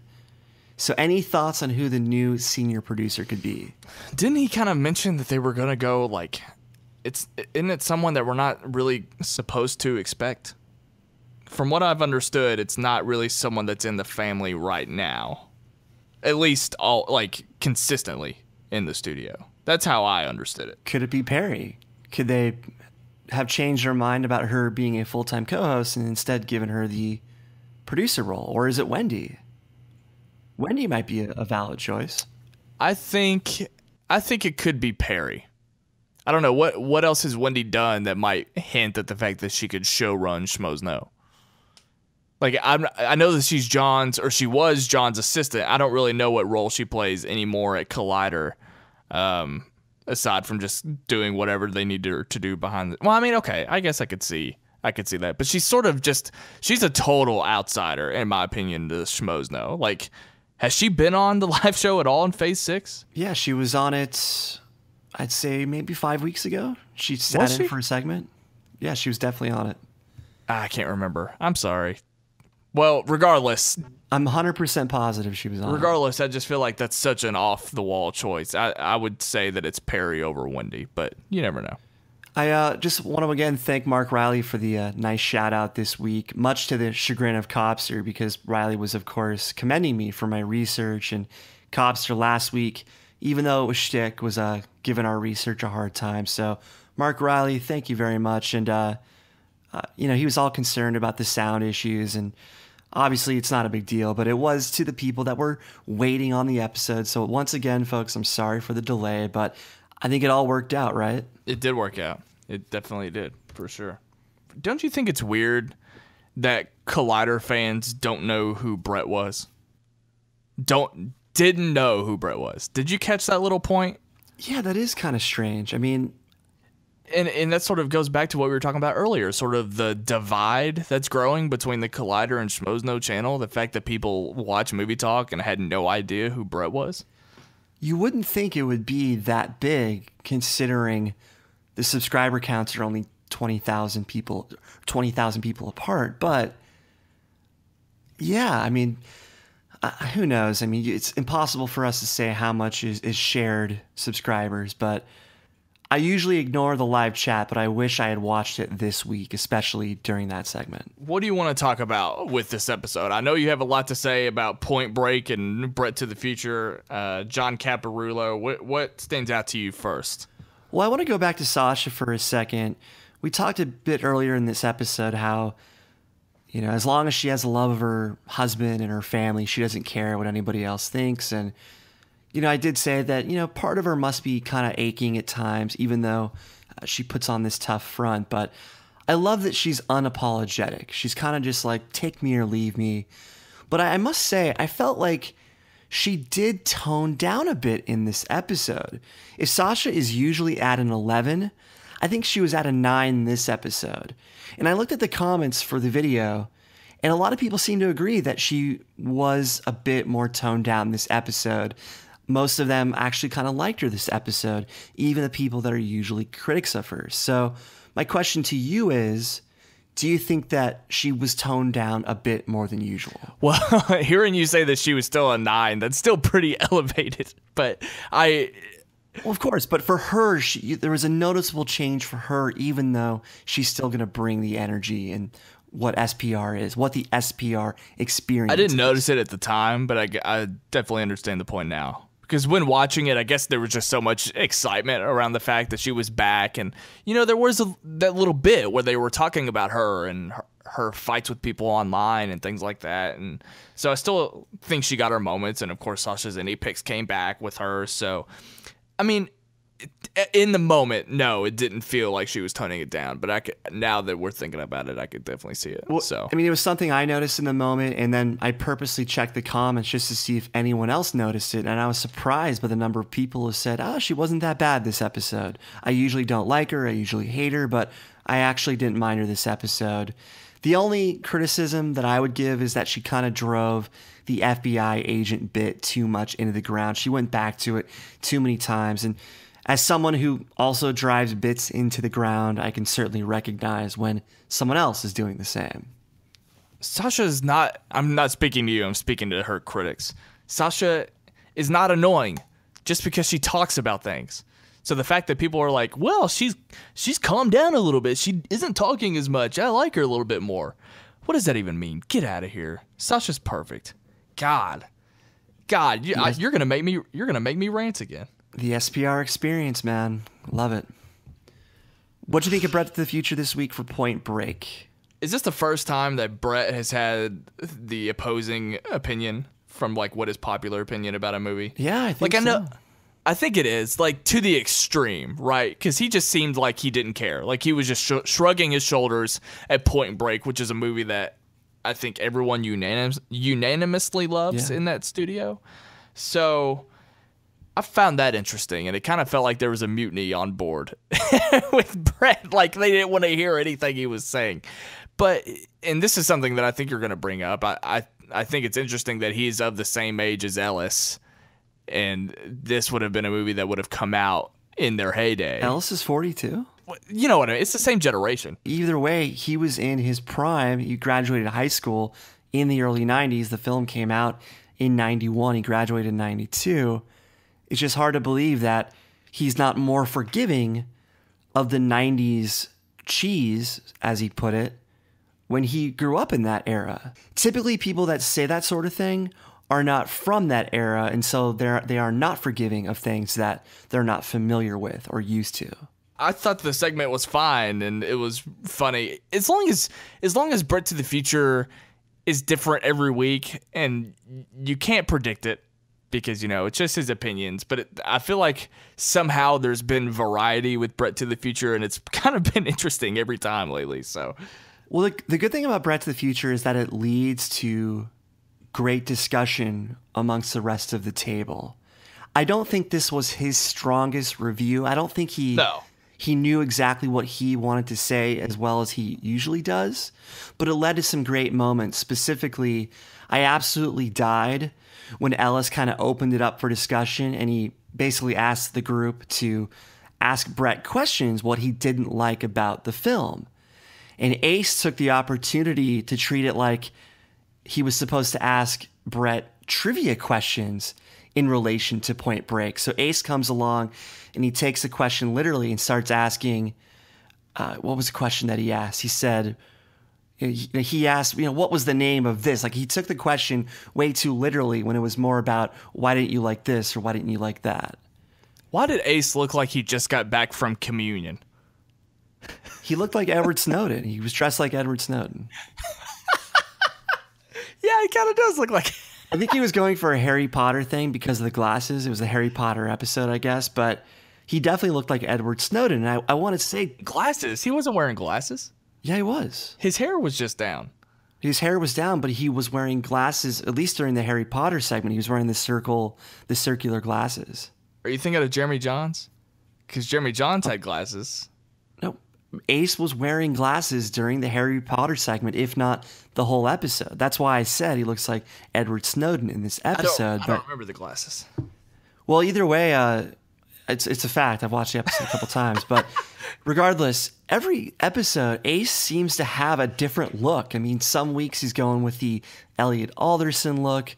Some weeks he's got something else going. But you never know what kind of look Ace is going to give you. He's always got that anime hairstyle, though. Something like that. Yeah. But I don't know. I don't know. I just thought it was funny. And people in the chat were going nuts. Why does Ace look like that? I can't believe you didn't notice that moment, though, where Ace thought it was like kind of like a trivia question type round instead of just asking Brett why he didn't like the film. No, I didn't notice that. The whole group cracked up, me especially, but there was a great moment where Cobster's trying to defend Point Break, and he meant to say, Point Break, man, it's a lifestyle, but instead he said, Point Break, it's a lifetime. Yeah, I remember that because I wrote that down in my notes. Hilarious moment as well. And again, Brett, I love how the rating system is just a joke now. You'll never know what my rating system is basically what he's saying now. Yeah. So every film, every movie, it's going to change. He just said he makes it up every week. I kind of like that zero negative thing that he was doing, though. I do, too. It was funny. But yeah, it keeps us guessing. Do you want to talk about John Caparulo? One more point about Brett, sorry. Do you think that Brett became Schmoeville's favorite by acting like the comments, hurt him on a personal level? Do you think this was a way to endear himself to the fans? Because then he had his mom come on and explain how he was sensitive to these comments as well.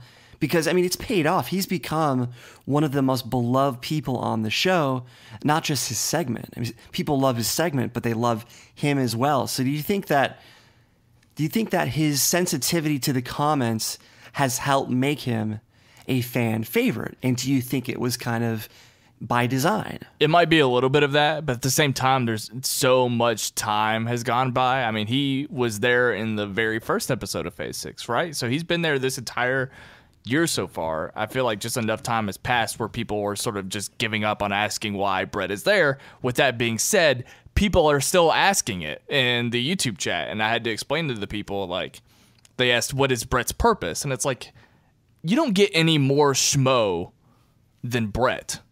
Like, that's what this brand is. That's what this channel is. Why is Brett Sheridan some type of foreign object to you?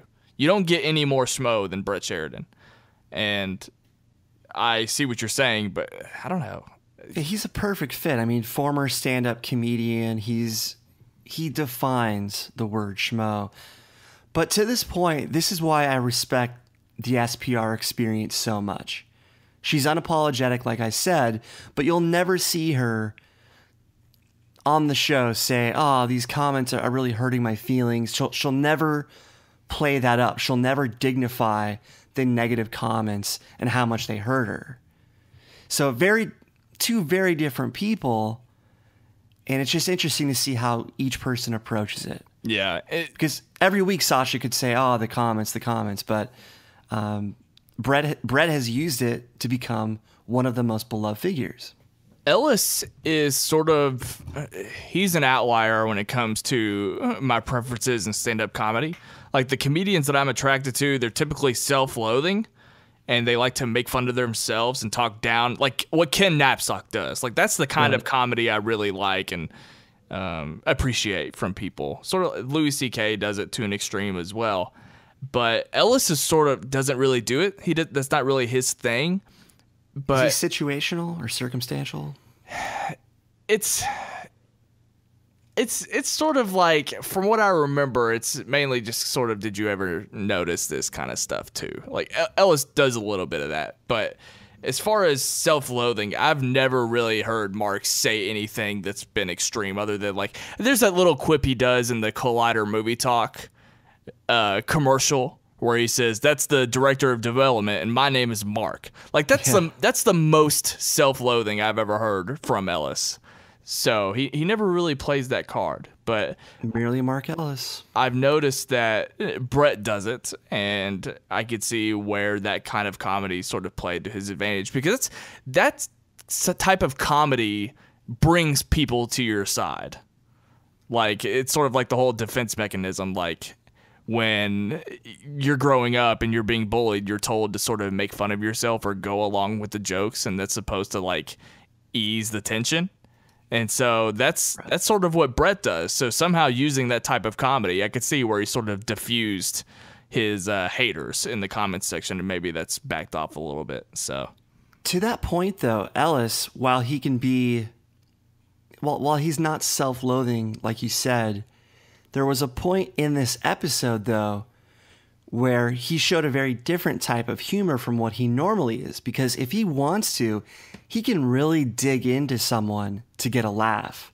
And I'll give some details on this later, but he can kind of adjust as needed as to what kind of comedy he wants to deliver. That's the sign of a great comedian, when they can be self-loathing, they can be situational, they can be physical, or they can just be a funny dickhead, for lack of a better term. So we'll get to that in a minute. Jahn Caparulo, what'd you think?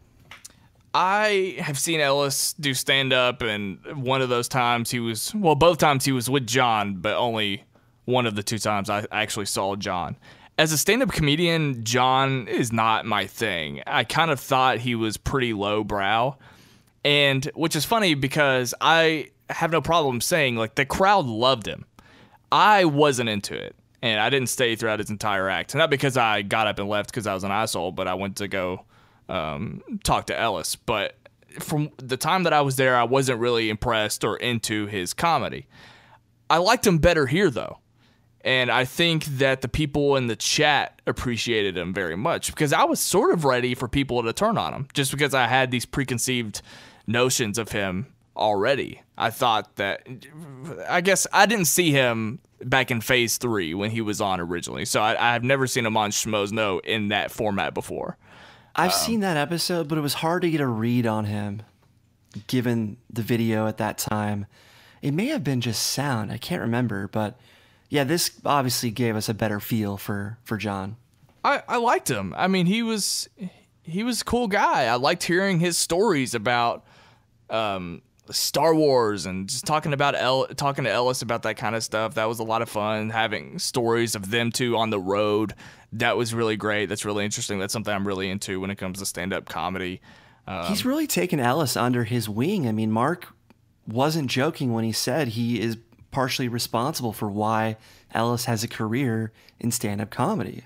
Yeah. And before, let's see, I first saw Ellis do stand-up in the end of January, and I remember posting something about going to his show, and someone on Facebook talked about seeing him the year before with Jahn Caparulo here in Kentucky. So it's been like a couple of years, and maybe Ellis even said that. Maybe since phase 3, they've been touring together, and that's why he was on. But I mean, you're right. It's been a long time, and Ellis even said that he's one of his best friends. So yeah, so I mean, obviously they've got rapport already. And that's what's cool about when Mark hosts the show, is that sometimes he's going to bring people in from his lifestyle, from his world, that we may not get normally. Obviously, Caparulo's been on the show before, But between Glickman and now Caparulo, we're getting more of Mark's life onto the show than we normally would. And the other thing is that I didn't expect him to be a movie guy. Like, I figured he was just there because he was close to Mark, because he's a stand-up comedian, and because it's no longer the Schmoes Know movie show. It's the Schmoes Know Show. So I figured he was just going to come on and be anecdotal, but he actually talked more about movies than I thought, and he knew more about movies than I had originally thought. And he had a Kylo Ren birthday cake. Yeah, with BB-8 on it. So that was cool, but again, I am extremely interested in stand-up comedy. So I would like to see him and other comedians that Ellis knows actually come on the show and not have to talk about movies.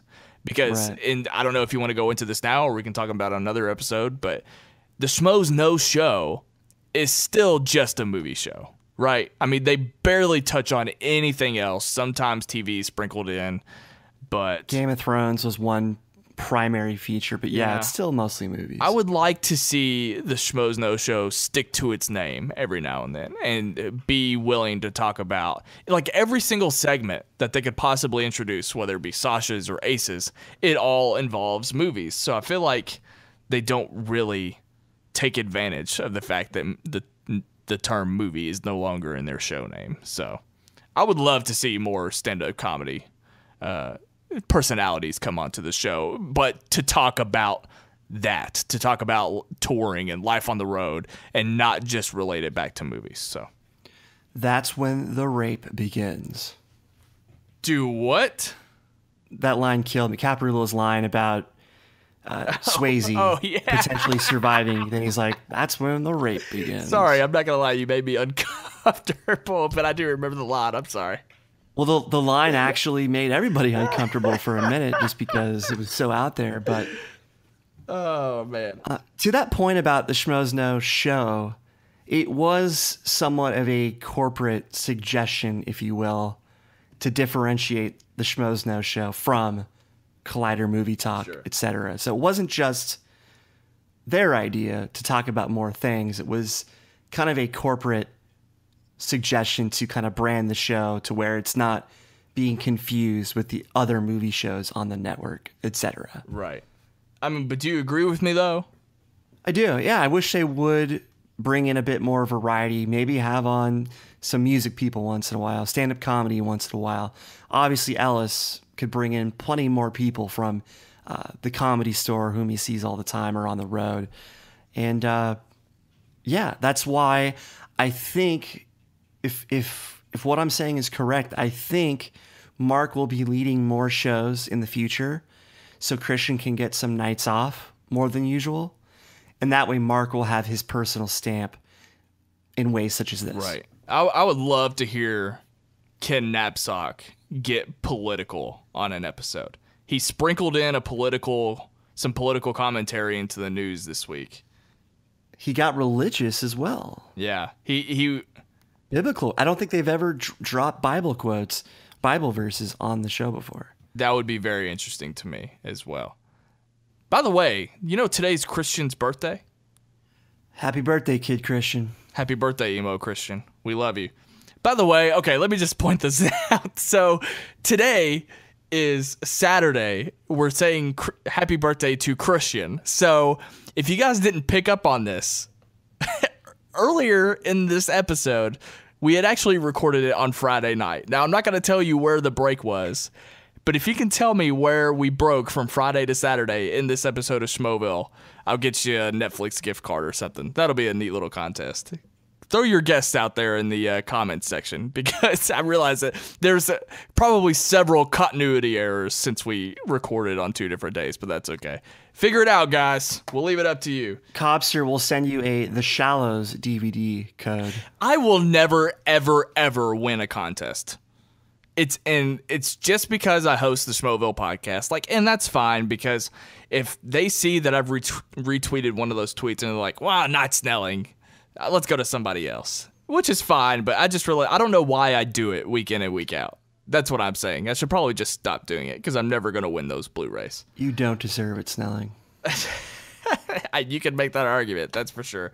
All right, what's up next? Do you want to do you want to go a week without talking about all the things Makuga did, or do you have to talk about I got to talk about this stuff. There was some great stuff. I mean, I love the group discussion about The Lion King first off. I love the suggestion of The Jungle Book 2, semicolon, The Lion King. Yeah, that was great. But Josh, of course, has to give us a little story in relation to The Lion King. And I'm going to call this Makuga Matata's frat story, where Makuga was performing as Simba in this Greek sing thing. Yeah. And he was so drunk, he puked right as the performance began. So this is basically Josh Makuga in a nutshell. Makuga Matata. I love the moment. I love the moment when RB3 yelled out at the mention of James Earl Jones returning. That was just perfect timing on RB3's part. I couldn't tell if Makuga was talking about his play or a Schmoedown, though. It was just like, what's changed? Nothing at all. What's great about that is my friend Jay, who is on the Schmoeville podcast, ever since he's been on and watched that Collider programming, we have so many inside jokes about Kristian and Makuga. And nothing hateful, but anytime we talk about going out to a party or something, Jay will ask me if I'm bringing Makuga or if Makuga and I are going to snort cocaine. Like, that is a daily joke ever since Jay's been on this podcast. And he likes to make fun of Kristian for hating on TV. And it's like, it's really funny that we have those inside jokes when Jay has, like, nothing at all to do with Collider and Schmoes Know. But anyway, that's some shitty info. Continue with what you were saying. Yeah, you can't... Makuga's essentially a walking frat house. I mean, moments like this and really on this episode, there's so much of that frat mentality still in him after all these years, and I love him for that reason. But there was then Sasha chimed in with that Simba meme story that was just unbelievable that it's actually a real thing. I'm not going to describe it in detail, but Brett, of all people, came in for the save, and Ellis couldn't believe that Brett, of all people, came in for the save after Sasha just dropped this random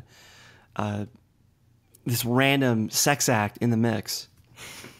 Why did Makuga say that Anne Hathaway would be a perfect hyena? That's a good question. I don't know. What's Anne Hathaway's persona? I feel like a ton of people in Hollywood or movie fans dislike Anne Hathaway, but the fact Makuga was like, oh, the first person to be a hyena should be Anne Hathaway. I thought that was hilarious. She's a little high strung, and when she was winning Oscars, or when she won an Oscar and won a bunch of other awards for Les Miserables, she was very dramatic in her acceptance speeches, and I think that turned a lot of people off. Yeah. What about him calling people out? I mean, he called out JTE. He was getting a little feisty with Jeremy Johns when they were at the Wanger table. I mean, what was up with that? Oh man, I've got a lot to say about this. So Josh was going pretty well for a while in this show, where he's being pretty cool right now. But as soon as the games begin, a different side of the wild man comes out. The wild man truly comes out to play when a game is now in the running. So I think that's also when his beer that he was drinking finally hit him, like kind of all hit him at once. The exhilarating gameplay as well as the alcohol. And yeah, I mean, Ellis was punking on him the entire episode, keep in mind. So he had that going for him. And so if you notice, anytime Ellis would dig at him, he would then dig at JTE to reinflate his own self. It's kind of like a trickle down effect. Like, Ellis is gonna dig at me, so I gotta dish it back. Who's the closest person? Oh, JTE. But yeah, he did kind of go after Jeremy Johns a bit. Jeremy asked the question, does the person who chimes in with the buzzer, do they have to be the one that answered the question? And Josh comes in, it's a team thing, dummy. And Jeremy was super taken aback by that. He's like, what did I ever do to you? So what I'm wondering is, how drunk was Jeremy actually? Because part of me thinks he was playing up how drunk he was. I'm not saying he hadn't been drinking, but I think it would be irresponsible of Jeremy Johns to be on the Schmoes Know Show and just get plastered. unless that was the purpose of the show. Like, that would be sort of inappropriate if that was truly what happened. I don't think that's what happened. I think he drank probably just as much as they usually drink, and he was just kind of playing it up a little bit, or at least just being goofy and having a good time. Well, who was drunker, Josh or Jeremy? I don't know, but what I was going to say is, could it be that Jeremy was actually drunk and he had already been irritating people, and Makuga sort of brought that on camera, whether it be pre-show or during the breaks, Jeremy being obnoxious?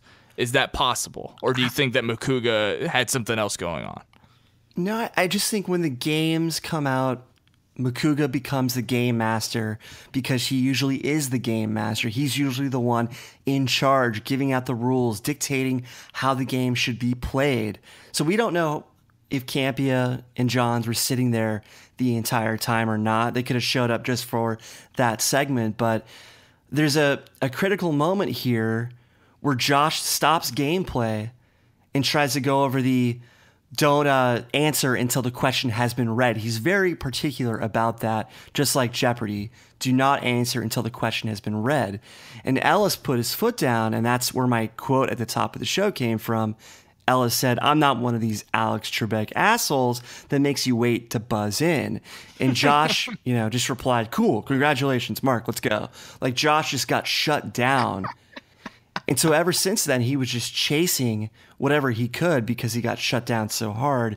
Then he would, again, dig at JTE. Anything JTE would say, Josh would have something smart in response. And Ellis actually defended JTE at one point, and he said, "Just for that, I'm going to knock your ass out tomorrow." So very, very good banter this episode. Isn't that funny? Because didn't Makuga answer a question in the Schmoedown without the question being finished? I'm pretty sure that happened. I'm not sure. I wouldn't be surprised after that rule was thrown out, but Jeremy was banging on one of the buzzers, and Josh screams out, "Stop breaking our stuff." Right. I mean, that's the one thing that led me to believe that Jeremy might be overly obnoxious, but I kind of thought the buzzer had already been broken, and that's why he was slamming it. So that's a pot calling the kettle black situation if there ever was one. Okay. Okay, I want to button up the Harry Potter game. Jeremy and Anne ended up winning, and Ellis was on fire in this episode. John Campia comes out to celebrate. He goes straight for Jeremy, high fives him, and then he hugs Anne. Ellis chimes in with one of the greatest comments I think I've ever heard on the show. John Campia comes out to greet his beloved Jeremy Johns and also that lady, Anne Campia. Because obviously John's giving Jeremy so much attention when he's in town, et cetera, et cetera. So again, Ellis, always good for these moments. And again, the Makuga banter was just great. He was making fun of the fact that Makuga kept saying how he's read the movies and the Harry Potter books, which means he stared at pages long enough to create a story for himself, because Josh tried to tie his defeat to an actual storyline within the Harry Potter franchise. Ellis again shut him down, and then Josh makes fun of JTE immediately after to make up for it when JTE is just trying to read the instructions for Schmoes Choice. The thing about Makuga, though, and I've talked about this before on here, he is actually well-read. Makuga references all of these books that he's read, especially like on TV Talk. If they ever talk about a TV show that has some historical significance, he will talk about some book that he read and how it's historically accurate. So that's one thing that I'm often surprised with Makuga. He's nobody's fool. Don't let the wild man put your attention elsewhere. He's nobody's fool. I don't have much else to talk about other than when they started teasing Schmoes Choice. I didn't know what Schmoes Choice was. Can you believe that? I had no idea. Because it was a segment on the show. I know we never talk about movies, but I'm curious. Jerry Maguire or Almost Famous? Schmoes Choice. Schmoeville podcast choice. Almost Famous. I'll go Jerry Maguire. Carrie or Misery? Misery. Misery as well. American Psycho or Nightcrawler? Nightcrawler. American Psycho, even though they're both two of my favorite actors, or my two favorite actors. Heat or Usual Suspects? Heat.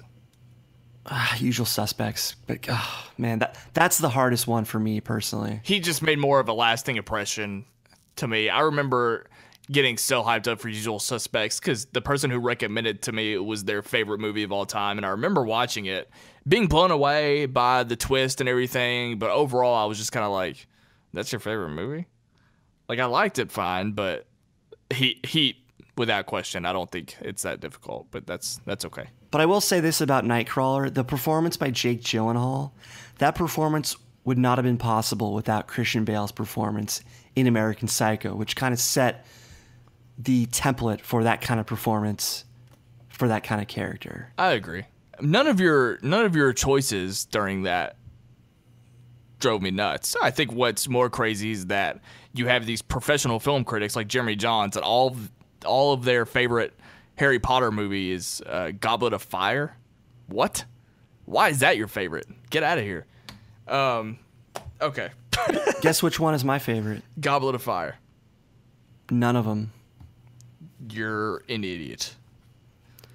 By the way, nobody mentioned this, but when Jeremy had his tie around his head, he looked exactly like Ace Ventura at the mental hospital. He did. In the first Ace Ventura. I'm ready to go in, coach. Just give me a chance. You're absolutely right. My last point to the Harry Potter game was that Anne did absolutely nothing. Not because she didn't know anything. I feel like she was just completely blown out of the water by all these over-the-top personalities. Jeremy answered everything. I don't remember him ever discussing an answer with Anne, to my knowledge. Maybe he did, but regardless, I feel like Anne did absolutely nothing in that game, and I have yet to see anything that she's done, unfortunately. So, yeah, that was a bummer, especially when Josh yelled at him. It's a team thing. You would think that he would incorporate his team, but yeah, that was a bummer. I've watched Anne on her Arrow after shows when they used to do them at Stream with Jahn, but she's a nice lady, I got to say that. But as they were wrapping up, even Jeremy said, you commented on this too, but he said, Josh talks so much mad shit. Because Makuga was rushing JTE through his plug, and Josh is just like, man, just, whatever. Just give your Twitter. Because JTE was kind of expanding on it. Yeah. And then, of course, what was Josh's, it's all fun and games until someone loses an eye, and then it's all just fun. What was that about? I don't know. I'm over talking about this. I gotta give him credit though. He brought it back to Jonathan Taylor Thomas, because earlier in the episode they're talking about Jonathan Taylor Thomas always had a cracky voice, and then Ellis flubbed his closing plug where he was talking about the New York Comic-Con, etc. He flubbed his plug, and then Josh wisely brought it back to Jonathan Taylor Thomas's cracky voice. So credit to Josh on that one. What else is left in this episode? I feel like I'm about done. We covered Drunk Jeremy, Schmoes Choice, Makuga. I love that Makuga was just a topic point. Harry Potter. I feel like that's about it, man. I mean, that's it. We didn't really talk about Sasha's indie picks all that much, but Birth of a Nation, Audrey and Daisy. Yeah. There was a weird moment when Sasha's talking about the rape storyline of Audrey and Daisy, and the camera flashes to Sasha and Riley's like kind of cracking up, even though it's a very serious subject being discussed. So I wonder if someone was screwing around off the off camera. Has to. I don't feel like Riley would be laughing at a situation like that. It had to be something else. So no, not at all. The last thing I want to bring up, just in general, and then I'm ready to go, is the TeePublic, the Schmoes t-shirts. So I have had horrible luck getting Schmoes Know t-shirts, and I really hate it. But I honestly feel like I'm done buying their shirts. Why is that? I bought a Schmoeville baseball tee. It got too small, which it could be my fault, but I've since bought the Star Wars logo, the Lucasfilm logo, and then the Star Wars logo t-shirts. All three of the shirts that I bought were mediums, and all three of them fit differently. And it's a little bit frustrating. And I feel like the Lucasfilm one was defective, because instead of being like a centered, nice, medium-sized logo in the middle, it's like this huge logo that takes up my entire chest, and I feel like it was just a defect or one that was inconsistent, because Kristian's isn't very big at all. So I don't like that, and I bought the Stranger Things shirt that just came out. For one, it took like 2 weeks to come in, and the logo is just not good. The lines are not thin, so basically they bleed into each other, and it just looks like a big blob that says Stranger Things and not like a neat thin logo. It's not good. And the size isn't working for me either compared to my other shirts. So like I have 4 completely different shirts, even though they're all medium. And I can't even wear the Stranger Things one because it just looks like a blob. It's not good. You don't even know what it says. So I don't know. I haven't had any luck buying t-shirts from TeePublic, so I'd be interested to hear if people in the comment section can tell me what I'm doing wrong. Maybe certain shirts are better than others. I don't know why it would make any difference if they're all the same size, but I'd be curious if you guys want to tell me about your TeePublic experiences and what you all have gotten, and if you have dealt with the same problems I have. The fact that you have different size shirts, even though they're not supposed to be. So, speaking of t-shirts, can you and Jay with an E design us a t-shirt for the Schmoeville podcast? Jay's a weird ass guy, so I feel like the second I ask him to do that, he's gonna expect some kind of royalty with every shirt that's sold, which I don't think that's how it would work. So maybe. Well, we need a t-shirt. We need a t-shirt in that store. Yeah. The Wangers have a t-shirt. We need a t-shirt. Well, let's talk about that off air. I think we could probably get something together. So let's do that. I want to give credit to Makuga real quick. There was a great line about, I love how we give Little Evil one little window to not be Little Evil. And he just goes, fuck it. That's a great line. I love JT. William Dafoe was great. Yeah, that was good. I love JT. Ever since we had him on the podcast, I'm just so on his side now. So maybe we need to get Makuga on here. That way we can quit shitting on him too. I invited him personally. I did too, and he didn't answer me at all. After that whole little issue we had, I tried to bring him on Twitter. I asked him, invited him. He didn't even answer me. Like, what the hell? So, I don't know. Maybe we just need him to cool down a little bit, and then we'll talk to him. We'll get him on here. We need to get him on here. We need to get Sasha on here. We need to get Brett on here. For sure. But anyway. By the way, real quick, I want to get your quick take. Real quick. Riley brought up a great point about the Star Wars promotion, the marketing. Like, who cares what people think about what movie it is? As long as they think it's a Star Wars movie, who cares which one it is? Because if they think it's episode 8, that's a good thing. Because there are people who will criticize it. Follow the Twitter account Amazon Movie Reviews if you haven't already.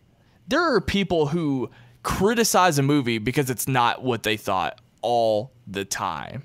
So, but it's their own damn fault for thinking it's episode 8. That's fine. I mean, if you're marketing Rogue One, who cares if they think it's episode 8? I agree, but it's going to get them into the theater. I don't know. I just think there's a chance it could piss people off, and that's...